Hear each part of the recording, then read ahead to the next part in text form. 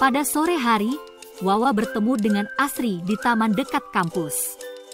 Wawa lalu bertanya kepada Asri. Hai Asri, mau tanya dong kok kita harus tahu sejarah filsafat politik? Apa sih nilai penting dari belajar sejarah filsafat politik? Sudah harus tahu sejarah, ngerti politik terus harus paham filsafat pula. Kepala GW kayak mau meledak nih. Yo Wawa, pertanyaan ini merupakan pertanyaan abadi yang akan selalu muncul dalam situasi yang rumit. Ini tuh kayak nyari harta karun di labirin, Wak. Banyak jawaban tergantung peta yang lo pegang. Ada jawaban yang bisa kita hubungkan dengan kecerdasan dan spiritual beberapa para pemikir hebat atau para filsuf yang menulis karya-karya hebat serta mempromosikan kelas sosial yang dominan. Ada juga yang menjawab bahwa ada pertanyaan abadi dan kebenaran abadi yang dapat ditemukan dalam karya klasik filsafat politik yang masih sering kita bicarakan. Atau bisa juga menolak adanya kebenaran abadi atau pertanyaan abadi, hanya kondisi yang berubah yang menimbulkan berbagai jenis refleksi politik filosofis. Yang lain menjawab bahwa studi semacam itu mengungkap akar atau asal-usul gerakan politik masa kini, seperti komunisme, fasisme, dan nasionalisme. Kenapa kok gua bingung sama semua jawaban tadi? What do you mean sis? Tanya kenapa sih juga bingung Mbak, jujur Mbak. Memang Mbak nggak bingung. Semua manusia di muka bumi ini bingung Mbak. Nanti nggak bingung kalau dari surga. Hehehe, iya, aku belum selesai jelasin. Oke deh, aku jelasin lagi ya, disimak baik-baik ya, Wak. Oke, let me break it down. Ada yang bilang, belajar filsafat politik ini nggak guna, karena nggak ngasih pengaruh terhadap situasi politik sekarang, alias teori doang. Tapi, coba bayangin, kalau lo main game tanpa tahu ceritanya, bakal flat kan? Filsafat politik itu, backstory-nya ilmu politik. Oke, kita mulai dari skenario terburuknya dulu deh. Bayangin, belajar ilmu fisika atau ilmu tentang alam. Di situ, nggak ada keharusan buat belajar tentang sejarah teori fisika. Jadi gini, orang yang mau jadi ahli fisika kan fokus belajar fisika, bukan sejarah fisika. Dan bisa jadi seseorang menjadi ahli fisika yang hebat tanpa tahu tentang teori-teori dari filsuf terdahulu, kayak Thales, Galileo, Kepler, atau Newton. Malah, belajar tentang sejarah ilmu sains bisa bikin pusing, karena kadang nggak nyambung sama ilmu dan penelitian yang sekarang. Nah, sama kayak ilmu fisika, kalau misalnya mau jadi ahli ilmu politik, nggak perlu tahu banget tentang teori filsuf terdahulu, seperti Plato atau John Locke. Intinya, orang bisa jadi pakar di bidangnya tanpa harus tahu sejarah tentang teori-teori di bidang itu.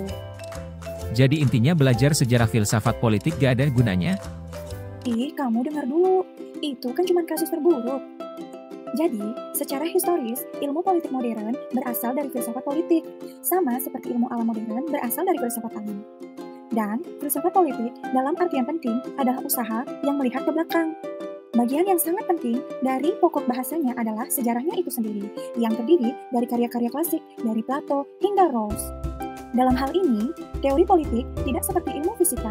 Selama revolusi tingkah laku di akhir 1950-an hingga di awal 1970-an, para ilmuwan politik setuju dengan bahwa seseorang dapat menjadi fisikawan yang baik tanpa pernah mempelajari sejarah fisika.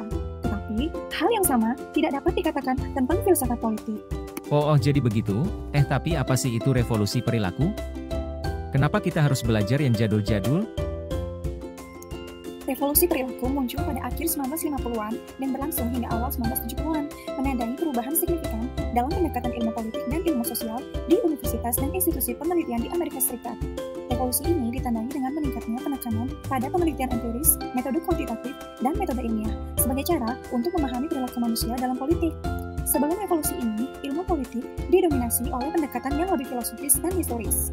Walaupun begitu, ilmuwan politik mengakui bahwa mereka masih memerlukan pemahaman teoritis dan konseptual yang kuat yang dapat diperkaya melalui studi filsafat politik.